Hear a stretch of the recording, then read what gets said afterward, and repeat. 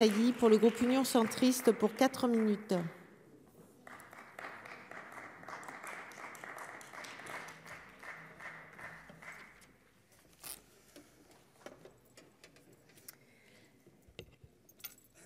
Madame la présidente, madame la ministre, mes chers collègues, avec cette proposition de résolution contre les violences pornographiques que nous examinons aujourd'hui, c'est effectivement une priorité publique.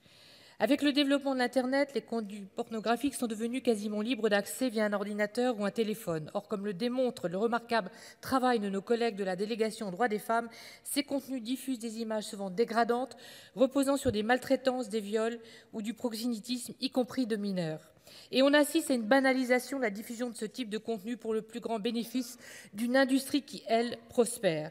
C'est pourquoi, comme l'a dit notre collègue Loïc Hervé, le groupe de l'Union centriste votera cette proposition de résolution visant à susciter une prise de conscience dans notre pays pour améliorer le soutien aux victimes, renforcer la réponse pénale contre ces violences, empêcher la diffusion de ces contenus illicites et protéger notre jeunesse.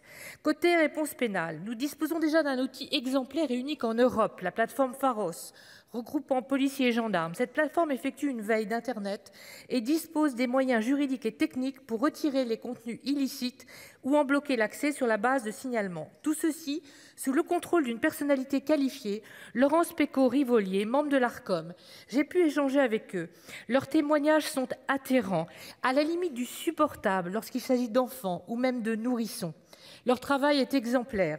La création d'une catégorie violence sexuelle serait effectivement bienvenue, mais les moyens de Pharos doivent être alignés sur cette ambition, en particulier la personnalité qualifiée dont le travail est très éprouvant et qui mériterait d'être remplacée par une structure collégiale. Maintenant, la régulation sur Internet dépend aussi et principalement de la législation européenne. Le Digital Services Act, récemment voté, prévoit que les autorités des États membres peuvent demander aux fournisseurs d'agir contre les contenus illicites.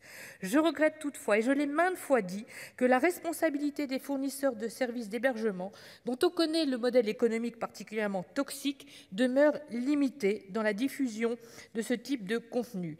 N'oublions pas qu'ici même Francis Haugen, la lanceur d'alerte, nous avertissait que Facebook privilégiera toujours le profit à la sécurité des enfants. Ainsi, dans la proposition de résolution européenne sur la lutte contre les abus sexuels sur les enfants en ligne qui a été adoptée par notre commission des affaires européennes le 15 février dernier, avec mes collègues Ludovic Hay et André Reichart, nous avons redit cela et nous avons proposé aussi que la Commission européenne puisse indiquer au public quels fournisseurs ne respectent pas leurs obligations. Tout cela dans une logique de name and shame afin que le risque réputationnel les incite à respecter scrupuleusement la réglementation.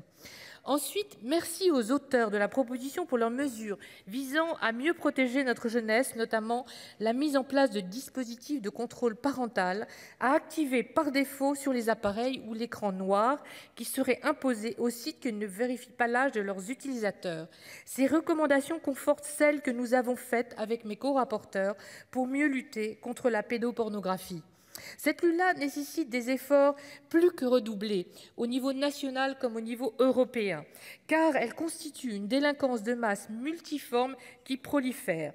Ainsi, en 2021, l'agence policière européenne Europol, que j'ai pu visiter il y a une quinzaine de jours, démantelait le réseau Boys Town qui comptait 400 000 utilisateurs sur le dark web. On peut aussi rappeler l'enquête ouverte contre TikTok l'an dernier pour son non-signalement de contenu pédopornographique. L'Union européenne détient hélas un triste record, mes chers collègues, celui du premier hébergeur de contenu à caractère pédopornographique dans le monde.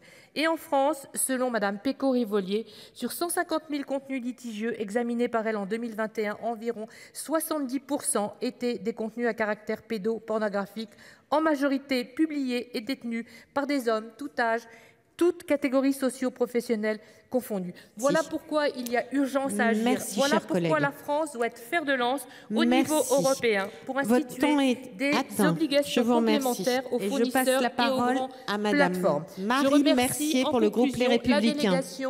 Pour son excellent Écoutez, c'est moi qui décide, Madame Morin-Desailly. Je vous remercie. Madame Morin-Desailly,